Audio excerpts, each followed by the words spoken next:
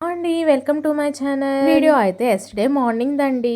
ఇంకా మార్నింగ్ అయితే లేసి నా పర్సనల్ వర్క్స్ అన్నీ అయితే కంప్లీట్ చేసుకున్నా అండి. ఇంకా నేను స్నానానికి వెళ్ళే ముందయితే బియ్యం అయితే కడిగి పెట్టేశానండి. అండ్ పప్పు కూడా కడిగైతే పెట్టేశాను స్టవ్ మీద. రోజైతే పప్పుచారు చేద్దామని చెప్పి చింతపండు అయితే నానబెట్టానండి. ఇంకా ఈ రోజు అయితే నేను టెంపుల్‌కి వెళ్ళాలి. టెంపుల్‌లో అయితే నేను దీపారాధన చేద్దామని చెప్పి ప్రమిదలు అయితే వాటర్‌లో అయితే వేశానండి. స్నానం అయితే చేసేసి ఇంకా పూజ అయితే చేసేసానండి. పూజ స్టార్ట్ చేసే ముందల స్టవ్ అయితే ఆన్ చేసేసాను. పూజ అయ్యేసరికి పప్పు ఉడికిపోయింది, రైస్ కూడా ఉడికిపోయిందండి. ఇంకా అయిపోయాక గుడికి తీసుకెళ్లాల్సిన సామానాలన్నీ సర్దుకొని ఇంకా టెంపుల్ కి అయితే వెళ్ళిపోయానండి. ఇంకా టెంపుల్ నుంచి రాగానే మా హస్బెండ్ అయితే డ్యూటీకి అయితే వెళ్ళిపోయారండి.